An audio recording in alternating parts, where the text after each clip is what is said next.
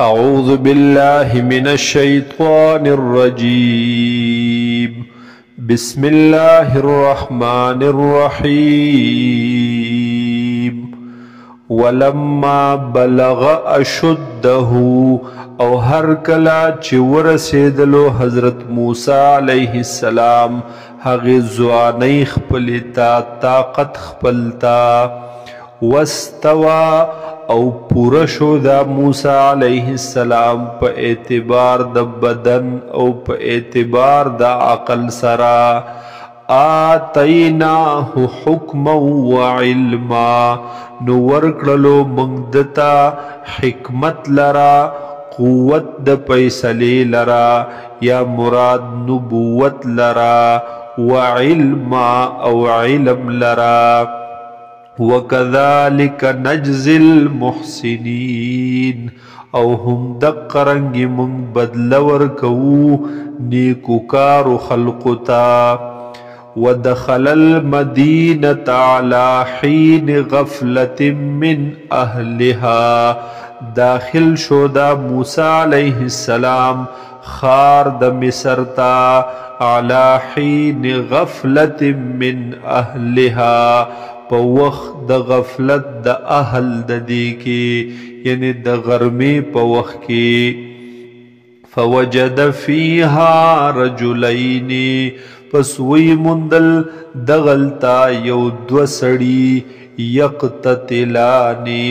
چې جنگ کولو د یو بل سرا هذا من شیعته دا یو سړی وو د ډلې د دنا وهذا من عدوه او دغه یو سړی وو دغه ډلې د دشمن د دنا فاستغاثه الذي من شيعته پس پریاد وکړو موسی علیہ السلام تا یا مدد وغوښتلو د موسی علیہ السلام نا الذي هاغ سړی من شیعته چې هغه وو د ډلې د دنا علی الذی په خلاف د هغه کس من عدوه چې هغه وو د ډلې د دشمن د دنا فوکزه موسی پس او خو دغه سړی لرا په یو سک باندې حضرت موسی علیہ السلام فقضوا علیه نو پس پورا کړو کار د هغه یعنی مړ شو د دې سوک سره قال اویل حضرت موسی علیہ السلام هذا من عمل الشیطان دا کار دے د عمل د شیطان نا انه عدو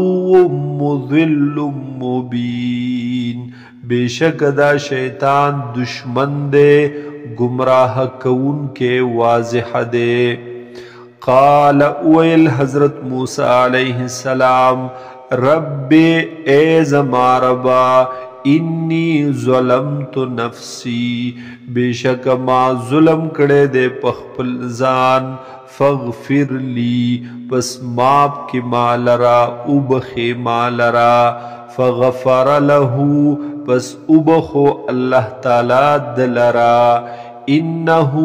هو الغفور الرحیم بیشک دغ اللہ دے بخون کے او مہربانا قال اویل حضرت موسی علیہ السلام رب اے زماربا بما انعمت علیہ پسبب ددی چتا انعام کڑے دے پما باندے فلن اکون ظہیرا للمجرمین پس ہرگز بزن کېږم مددگار د مجرمانو د پارا فاصبح فی المدینة خائفا پس سبا کړلو موسی علیہ السلام په دې خار کې خائفا په داسې حال کې چې یریدلو یترقبو او انتظار کولو موسی علیہ السلام چې صبر پیخیږي مخې ته فَإِذَا الَّذِي اسْتَنصَرَهُ بِالْأَمْسِ نو بس ناڅاپه هغه سړی چې مدد غوښتلی و د دنا بالامس پرون یستصرخه بیا یې فریاد کولو دتا بیا یې چغې وهلې موسی علیه السلام ته قال له موسی نو ویل دغه سړي ته حضرت موسی علیه السلام انک لغوی مبین بیشکا خامخا تی گمراہ خکارا تی شری فلما ان اراد ان یبطش بالذی هو عدو لهما پس هر کلا چې اراده وکړه موسی علیه السلام ایبطشا چې ونسی بالذی هاغ سړي لرا هو عدو لهما چې هغه دشمن د دې دواړو دی قال نو ویل دغه سړي د خپل قوم والا یا موسی اے موسی علیه السلام اتریدو آیا غواړې ته ان تقتلنی چې ته قتل کې ما لرا کما قتلت نفسا بالامس لکه څرنګه چې قتل کړی و تا یو سړي لره پرون ان تريد الا ان تكون جبارا في الارض تنغواړي مگر دا خبره چې ته د شی ظالم په دې ځمکه کې وما تريد او نغواړي ته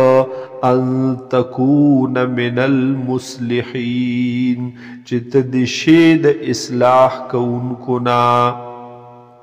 وجاء رجل من اقصى المدينه يسعى او راغلو یو سړی داغي آخری سر د خارنا یسعى چې منډي وخلی قال ویل یا موسی اے موسی علیہ السلام ان الملأ یأتمرون بکا بیشک سرداران مشران مشورې کوي بکا ستا په حق لا ستا په خلاف لیقتلوکا د دې د پاره چې قتل کی تعالی را